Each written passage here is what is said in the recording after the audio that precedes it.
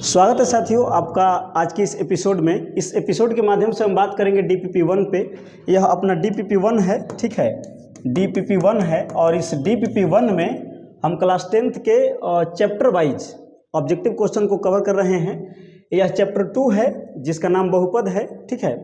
और DPP1 से हमारे यहाँ पे पहले क्वेश्चन से हम शुरुआत करेंगे। तो चलिए शुरू करते हैं बिना किसी देरी के। पहला क्वेश्चन है बहुपद की घात किसे कहते हैं। क्लियर।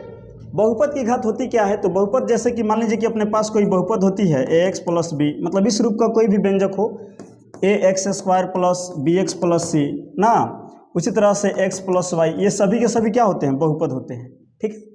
बहुपद में जो a है b है ये अचर पद होते हैं, कोई संख्या होते हैं, और x और y जो होते हैं ये चर होते हैं। बहुपद का घात डिफाइन करने के लिए साथियों, ठीक है, इस चर पे ध्यान दिया जाता है, और चर का जितना अधिकतम घात होता है वही बहुपद का घात कहलाता है। जैसे मान लीजिए यहाँ पे ax का स्क्वायर कर दे और यहाँ पे bx प्लस सी कर दे। इस पूरे बहुपद में इस x का घात 2 है, इस x का घात 1 है, और यहाँ पे x नहीं है तो x का घात 0 है। तो सबसे ज़्यादा घात कौन है? 2 है। मतलब इस बहुपद के लिए जो घात होगा साथियों वो 2 हो जाएगा, ठीक है। तो कहने का मतलब है किसी भी बहुपद का घात, चर के अधिकतम घात को बहुपद का घात कहते हैं, ठीक है। तो यहाँ पे कह रहा है चर की न्यूनतम घात, ये तो होगा नहीं। मैंने बोला जैसे कि चर का अधिकतम घात ही बहुपद का घात कहलाता है। दूसरा है चर की अधिकतम घात, देखिए यही है, ये अपना सही ऑप्शन है, ऑप्शन नंबर बी, ठीक है। तो यहाँ से आप ध्यान रखिएगा, बहुपद के चर के अधिकतम घात को, ठीक है, बहुपद का घात कहते हैं। यहाँ पदों की संख्या है तो ये ऑप्शन सही नहीं है, ये पदों की संख्या कुछ अलग चीज़ है, गुणांकों की संख्या ये भी अलग चीज़ है। बात समझ रहे हैं? तो बहुपद की घात क्या होती है? चर का अधिकतम घात। तो क्वेश्चन नंबर 1 के लिए सही ऑप्शन जो अपना बी है। आशा करते हैं क्वेश्चन आप समझे होंगे। बढ़ते हैं नेक्स्ट क्वेश्चन पे।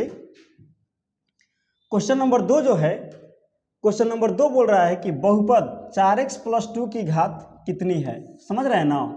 यहाँ पे बहुपद दिया है 4x प्लस 2। बहुपद का घात कैसे देखना है? चर का घात देखना है। यहाँ पे चर क्या है? x, ये अपना चर है, और चर का घात यहाँ कुछ नहीं दिख रहा है, मतलब कि 1 है। इस क्वेश्चन के लिए देखिए यहाँ पे ऑप्शन नंबर बी में 1 दिया है। क्वेश्चन नंबर 2 के लिए जो सही ऑप्शन है दोस्तों वो है अपना बी। बढ़ते हैं नेक्स्ट क्वेश्चन पे साथियों। क्वेश्चन जो अपना है 3 नंबर, वो है बहुपद 2y square minus 3y plus 4 की घात कितनी है। फिर देखिए घात वाला क्वेश्चन आ गया, 2y square minus 3y plus 4। Clear. तो यहाँ पर y का घात 2 दिख रहा है, यहाँ पे y का घात 1 दिख रहा है, और यहाँ देखिए y नहीं है तो y का घात हम 0 ले सकते हैं। तो सबसे अधिक घात कितना दिख रहा है? 2। समझ रहे हैं? और 2 यहाँ पे ऑप्शन नंबर बी में है। तो सही ऑप्शन क्या है अपने पास? बी है। क्वेश्चन नंबर 4 के लिए जो घात है वो 2 है, ऑप्शन नंबर बी में दिया है। आई होप कि ये भी क्वेश्चन आप समझ गए होंगे। बढ़ते हैं नेक्स्ट क्वेश्चन पे। क्वेश्चन 4 है, निम्न में से कौन घात 3 का बहुपद है। मतलब इन चारों ऑप्शन में देखना है, ठीक है, एक ऑप्शन यहाँ पे है, इन चारों ऑप्शन में देखना है कि 3 घात वाला बहुपद कौन सा है। सी देखिए यहाँ पे ध्यान से, ऑप्शन नंबर सी में लिखा है 5x³ minus 4x square plus x minus 2। यहाँ पे 4 है, सॉरी यहाँ पे x है, चर का अधिकतम घात यहाँ पे 3 है, मतलब यही अपना क्या है? 3 घात वाला बहुपद है। ऑप्शन नंबर सी इसका सही आंसर है। क्लियर। बढ़ते हैं क्वेश्चन नंबर 5 पे। 5 कहता है कि निम्न में से कौन बहुपद नहीं है। हमें इसमें चुनना है बहुपद नहीं है। बहुपद कौन नहीं होती है, इस बात को थोड़ा सा आप लोग ध्यान से समझिए। अगर रूट के अंदर कोई चर आ जाए, ठीक है, चर का घात माइनस में आ जाए, या कोई चर बटा के अंदर आ जाए, ठीक है, जब भी ऐसा कंडीशन आएगा किसी भी बहुपद में तो वो बहुपद नहीं होता है। इस बात का ध्यान रखिए। जैसे x square plus 2x plus 3 ये बहुपद है, लेकिन अगर इसी को ऐसे लिख दिया जाए x का power minus 2 plus 2x plus 3 तो ये बहुपद नहीं है, क्योंकि इसका घात, चर का घात कितना आ गया है? माइनस में आ गया है। क्लियर। तो इस बात का ध्यान रहे। तो इसमें देखिए ये तो अपना बहुपद है, ये भी है और ये भी है। तो जो बहुपद नहीं है वो कौन है? वो है सी, क्योंकि 1/x प्लस 2 लिखा हुआ है। तो इस क्वेश्चन के लिए जो सही ऑप्शन है अपना वो है सी। क्लियर। बढ़ते हैं क्वेश्चन नंबर नेक्स्ट पे। नेक्स्ट क्वेश्चन जो है क्वेश्चन नंबर 6 है, बोल रहा है कि घात 1 वाले बहुपद को क्या कहते हैं? रैखिक कहते हैं। ये पता ही होगा, आप डेफिनेशन में पढ़े भी होंगे, ठीक है। ये अपने पास इसमें देखिएगा ऑप्शन नंबर बी जो है वो सही आंसर है।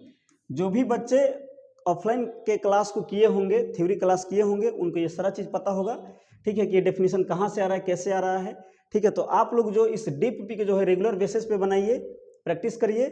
सॉल्यूशन नहीं समझ में आ रहा है, इस चैनल पे आइए और वीडियो को देखिए, फिर भी नहीं समझ में आ रहा है तो जब आपसे मेरी मुलाकात होती है वहाँ पे डिस्कस कर लीजिए क्लास में। बढ़ते हैं अगले क्वेश्चन पे। क्वेश्चन नंबर 7 है दोस्तों, निम्न में से कौन रैखिक बहुपद है। देखिए फिर रैखिक बहुपद आ गया, मतलब कि जिसका घात 1 होता है उसे रैखिक बहुपद कहते हैं। घात कैसे देखते हैं, चर का अधिकतम घात देखते हैं। तो यहाँ पे देखिएगा, यहाँ पे x स्क्वायर है तो ये नहीं होगा। बी में देख लीजिए, बी में जो है दिया हुआ है 3x + 4। क्लियर, तो चर तो x है अपने पास, तो घात यहाँ पे कुछ नहीं तो 1 है, और यही क्या कहलाती है, रैखिक बहुपद कहलाती है। ये क्या कहलाती है, रैखिक बहुपद कहलाती है। क्लियर, माने वैसे बहुपद जिसके चर का अधिकतम घात 1 हो उसे रैखिक बहुपद कहते हैं। तो ऑप्शन नंबर बी सही है क्वेश्चन नंबर 7 के लिए। क्वेश्चन नंबर 8 है, घात 2 वाले बहुपद को क्या कहते हैं, मतलब जिस बहुपद का घात 2 है उसे क्या कहेंगे। तो देखिए ना, यहाँ पे तो रैखिक होगा नहीं, द्विघात कहा जाता है, समझ रहे हैं। अगर ax² + bx + c ना, ये द्विघात बहुपद होता है। ठीक है, अधिकतम घात 2 है तो ये द्विघात बहुपद है। तो क्वेश्चन नंबर 8 के लिए सही ऑप्शन बी है। बढ़ते हैं क्वेश्चन नंबर 9 पे।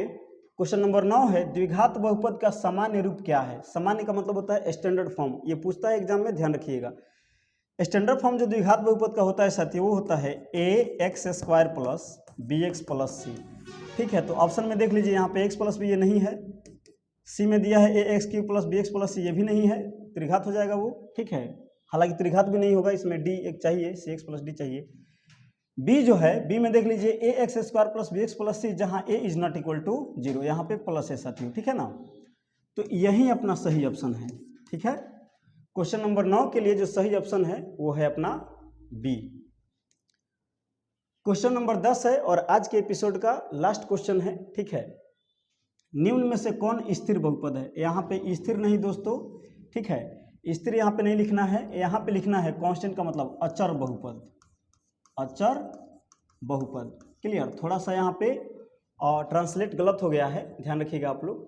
अचर बहुपद, तो अचर बहुपद उसे कहते हैं जिसमें केवल और केवल अचर हो, मतलब कि संख्याएं हो, जैसे -7 हो, 7 हो, 1 2 3 4, इस तरह के जो बहुपद होते हैं उन्हें अचर बहुपद कहते हैं। जैसे मान लीजिए हम लिख दें यहाँ पे 100, तो ये बहुपद है लेकिन अचर है। तो ऑप्शन नंबर सी में देख लीजिए, ऑप्शन नंबर सी में केवल 7 दिया है। ठीक है, इसके साथ कोई भी चर नहीं दिया हुआ है, इसका मतलब यही अपना सही ऑप्शन है। ओके, तो आई होप कि ये चीज़ें आप समझे होंगे। अच्छे से देखिए, इसको सीखिए और मिलते हैं नेक्स्ट वीडियो में। Thank you.